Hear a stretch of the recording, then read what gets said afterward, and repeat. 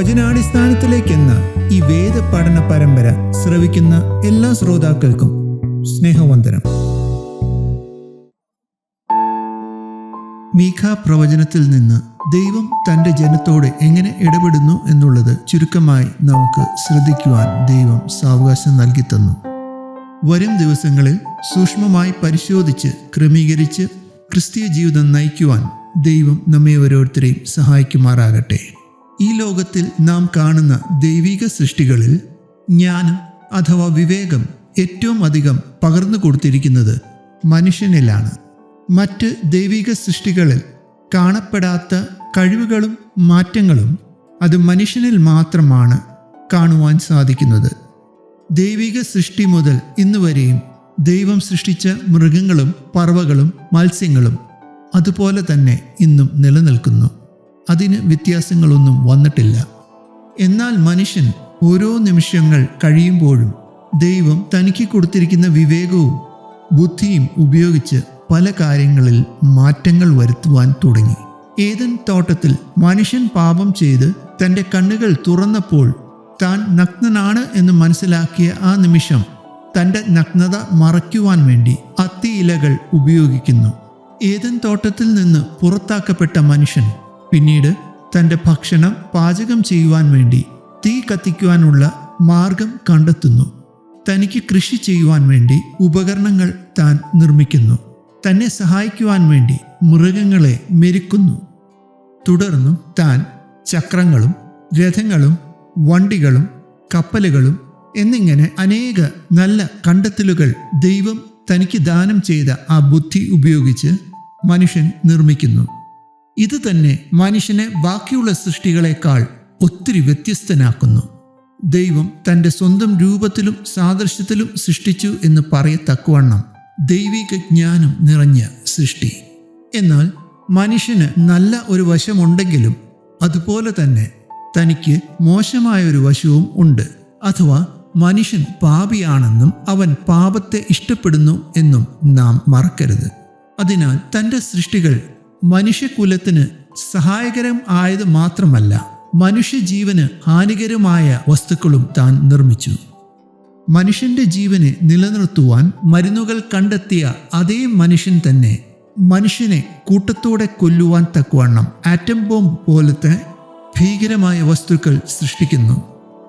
എന്ത് നിർമ്മിച്ചാലും തനിക്കൊരു കാരണമുണ്ട്.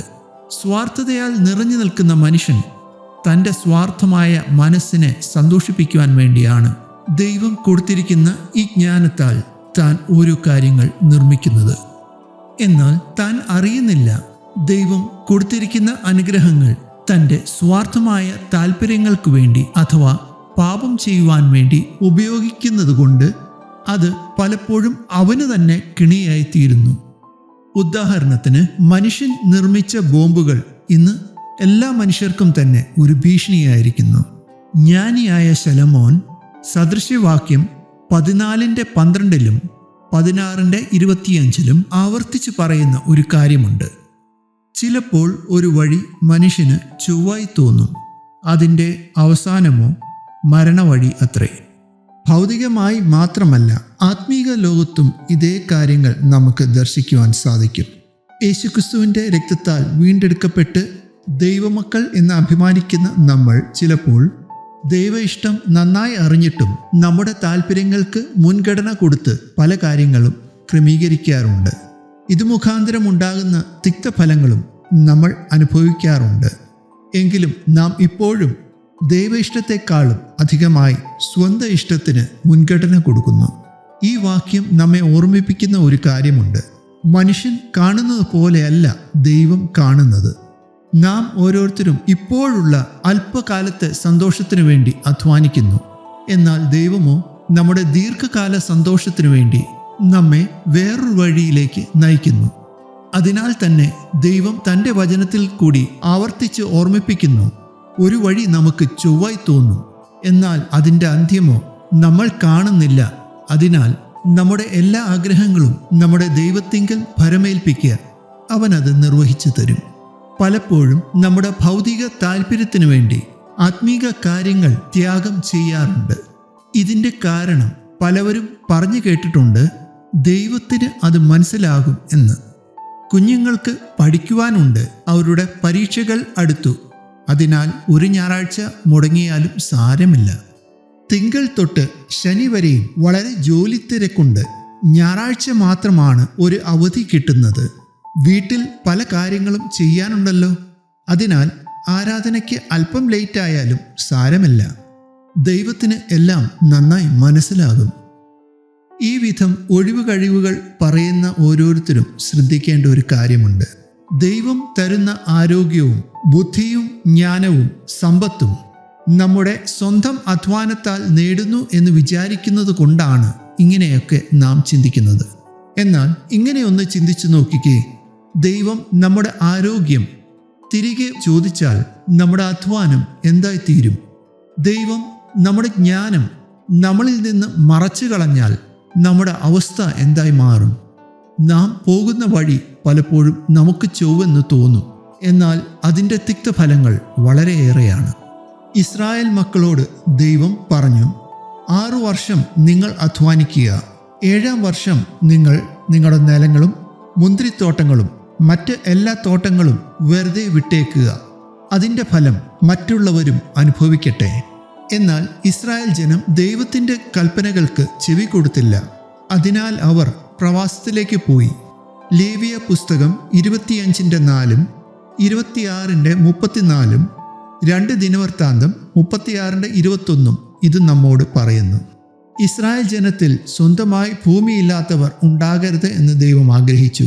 അതിനാൽ ദൈവം യോശുവയിൽ കൂടി പ്രവർത്തിച്ച് എല്ലാവർക്കും തുല്യമായി ഭൂമി വീതിച്ചു കൊടുത്തതായി നാം യോശുവയുടെ പുസ്തകത്തിൽ വായിക്കുന്നു. എന്നാൽ മീഖാ പ്രവചനം നാം ശ്രദ്ധിച്ചപ്പോൾ ഇങ്ങനെ ചിന്തിച്ചല്ലോ, അന്നത്തെ കാലത്തെ ജനത്തിൻ്റെ അധികാരികൾ അവരുടെ അധികാരം ദുർവിനിയോഗം ചെയ്ത് മറ്റുള്ളവരുടെ വസ്തുവകകൾ കൈവശമാക്കി എന്ന്. അതിനാൽ ഇസ്രായേൽ ജനം അടിമത്തത്തിലേക്ക് പോകുവാൻ മറ്റൊരു കാരണം ഇതുതന്നെയായിരുന്നു. ഇസ്രായേൽ ജനത്തിൻ്റെ ജീവിതം നാം ശ്രദ്ധിക്കുമ്പോൾ മോശയിൽ കൂടി ദൈവം ഇസ്രായേൽ ജനത്തിന് കൊടുത്തിരുന്ന കൽപ്പനകൾ പലതും അവർ പാലിച്ചിരുന്നില്ല. പകരം സ്വന്തം ഇഷ്ടപ്രകാരം അതിനെ വ്യാഖ്യാനിച്ച് മറ്റുള്ളവരെ പഠിപ്പിച്ചു വന്നു. പുതിയ നിയമത്തിൽ കർത്താവായ യേശുക്രിസ്തുവിൻ്റെ കാലത്ത് ഇത് നാം ശ്രദ്ധിക്കുവാൻ സാധിക്കും. ഇതിനെല്ലാം അവർ വലിയ വില കൊടുക്കേണ്ടി വന്നു. അതിനാൽ വിശ്വാസികളായ നാം നമ്മുടെ ജീവിതത്തിൽ ആത്മീക കാര്യത്തിൽ അല്പം പോലും സാവധാനതയോ മടിയോ കാണിക്കാതെ ദൈവ ഇഷ്ടം പൂർണ്ണമായി നിറവേറ്റുവാൻ വേണ്ടി നമുക്ക് അധ്വാനിക്കാം. നാം ഒരിക്കൽ ആരായിരുന്നുവെന്നും ഇന്ന് നാം ആരായിരിക്കുന്നുവെന്ന് മറന്നു പോകരുത്. നാം ദൈവത്തിൻ്റെ മക്കളാണ്. ശലോമോന്റെ ജീവിതത്തിലും നമുക്ക് ഈ കാര്യങ്ങൾ കാണുവാൻ സാധിക്കും. ദാവീദിൻ്റെ അനേക മക്കളിൽ നിന്ന് തന്നെ ദൈവം തെരഞ്ഞെടുത്ത് രാജാവാക്കുവാൻ തീരുമാനിക്കുന്നു. തൻ്റെ ആഗ്രഹം നിറവേറ്റി ദൈവം തനിക്ക് ജ്ഞാനവും ധനവും മാനവും അധികമായി നൽകി. എന്നാൽ തൻ്റെ സ്വാർത്ഥമായ താല്പര്യത്തിനു വേണ്ടി വിഗ്രഹങ്ങളെ ആരാധിക്കുന്ന അന്യരാജ്യങ്ങളിലെ സ്ത്രീകളെ സ്വന്തം ഭാര്യമാരായി സ്വീകരിച്ചു. അവർ തൻ്റെ ഹൃദയത്തെ ദൈവത്തിൽ നിന്ന് അകറ്റി വിഗ്രഹങ്ങൾക്ക് ധൂപം കാണിക്കുവാനും നമസ്കരിക്കുവാനും തന്നെ പ്രേരിപ്പിച്ചു. അടുത്ത തിങ്കൾ മുതൽ ശനി വരെയുള്ള ദിവസങ്ങളിൽ ശലോമോന്റെ ജീവിതത്തിൽ നിന്ന് നമുക്ക് ഒന്നിച്ചു പഠിക്കാം. ഈ പഠനം നയിക്കുന്നത് സുവിശേഷകൻ PC വർഗീസ് ആരാക്കുന്നം. ഈ ചിന്തകളാലും ദൈവം നമ്മെ ഓരോരുത്തരെയും അനുഗ്രഹിക്കുമാറാകട്ടെ. ദൈവനാമം മഹത്വപ്പെടുമാറാകട്ടെ.